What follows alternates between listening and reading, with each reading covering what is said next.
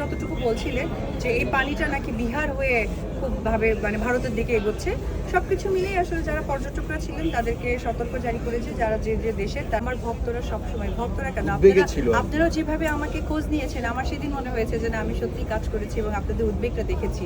So আমি ভক্ত সহকারে আপনাদের সাংবাদিক ভাই বোনদের কাছে অনেক কৃতজ্ঞতা জানাই। আসলে আমরা কিছুই বুঝতে পারিনি, তবে যেটা হয়েছিল যে যেদিন এই ঘটনাটা ঘটে তার 2 দিন আগে খুব একটা ভূমিকম্প হয়েছিল, হ্যাঁ, যেটা কিন্তু আমি যেহেতু রিসর্টে ছিলাম, তো আমি অতটা বুঝতে পারিনি। কিন্তু না, নেপালেই হবে, কারণ লোকেশনটা যেহেতু নেপালে, সো নেপালেই হবে।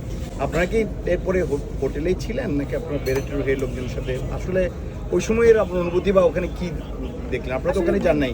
না, আমরা আমাদের থেকে প্রায় 2-3 ঘন্টার দূরত্বে আমরা যাইনি, কিন্তু বিষয় অনেকটা, প্রায় 1 ঘন্টার রাস্তা এই পর্যন্ত আমাদের না, কোনো মানুষকেই যাতায়াত করতে দিন, ওটা খুব সিকিউরিটি প্লেস করে রেখেছে। কারণ ওনারা যতটুকু বলছিলেন যে এই পানিটা নাকি বিহার হয়ে খুব ভাবে ভারতের দিকে এগোচ্ছে, সবকিছু মিলেই আসলে যারা পর্যটকরা ছিলেন তাদেরকে সতর্ক জারি করেছে যারা যে যে দেশের, তারা সেই দেশে ব্যাক করে যায়, সহি সালামতে ব্যাক করে যায়, এই ধরনেরও কিছু আসলে নোটিশ দেওয়া। দিদি, আরেকটা বিষয় জানা গেছে যে ইন্ডিয়া যারা সহশিল্পী ছিল আপনার সাথে, তাদের অনেকেই নাকি খুঁজে পাওয়া যাচ্ছে না, এমন একটা না, একদমই না, আসলে বিষয়টা হয়েছে কি, নিউজে অনেক কিছুই আসে, কিন্তু সত্য নিউজ অবশ্যই আছে, কিন্তু তার মাঝে হয় কি মিলেমিশে করা হয় না। সবাই তো আমরা একসাথেই ছিলাম এবং একসাথে ডিসিশন নেওয়া হয়েছে। যেমন খরাজদা আমাদের লাস্টটি মুরব্বী ছিলেন, তারপরে স্যাম, যাকে আপনারা জিন্দুর নামে চেনেন, সেও শেষ অবধি ছিলেন। না, সবাই সুস্থ সুন্দর সহি সালামতে যে যার দেশে, এবং ক্রু সহকারে, ইন্ডিয়ান ক্রু সহকারে তারা ফিরে গেছে।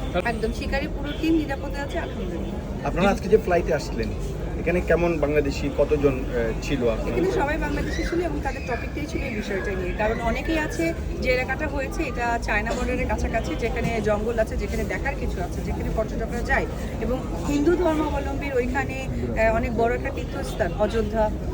তো ওই জায়গা থেকে এই বিষয়গুলো আসলে আলোচনা করা হচ্ছে। Thank you. দিদি লাস্ট প্রশ্ন, আপনার ভক্তরা আপনাকে নিয়ে অনেক কষ্ট পেয়েছে এবং তাদের জন্য কি বলবেন? না, কষ্ট করার কিছু নেই। আমার কাছে মনে হয় যে আমার ভক্তরা সবসময়, ভক্তরা কেন, আপনারাও যেভাবে আমাকে খোঁজ নিয়েছেন, আমার সেদিন মনে হয়েছে যে না, আমি সত্যিই কাজ করেছি এবং আপনাদের উদ্বেগটা দেখেছি। সো আমি ভক্ত সহকারে আপনাদের সাংবাদিক ভাই বোনদের কাছে অনেক কৃতজ্ঞতা জানাই। আর ধন্যবাদ আপনাদেরকে এসেছেন এবং শিক্ষার টিভির জন্য দোয়া করবেন। দুর্যোগের আগে যে এখন শুটিং করেছেন, যাওয়ার পরে আসলে ওই মুহূর্তগুলো আসলে আমরা কিছুই বুঝতে পারিনি, তবে যেটা হয়েছিল যে যেদিন এই ঘটনাটা ঘটে তার 2 দিন আগে খুব একটা ভূমিকম্প হয়েছিল, হ্যাঁ, যেটা কিন্তু আমি যেহেতু রিসর্টে ছিলাম, তো আমি অতটা বুঝতে পারিনি, কিন্তু ফিল হয়েছে ভূমিকম্প ছিল। তো এটা নিয়ে আমরা শুটিং আলোচনাও করেছি। তখন থেকে আসলে সতর্কবার্তা করা হয়েছিল যে পাহাড়ের দিকে যেন ওই ট্রেকিং করে, যে ট্রেকিংগুলো বন্ধ করে দিয়েছিল, এইরকম একটা ব্যাপার।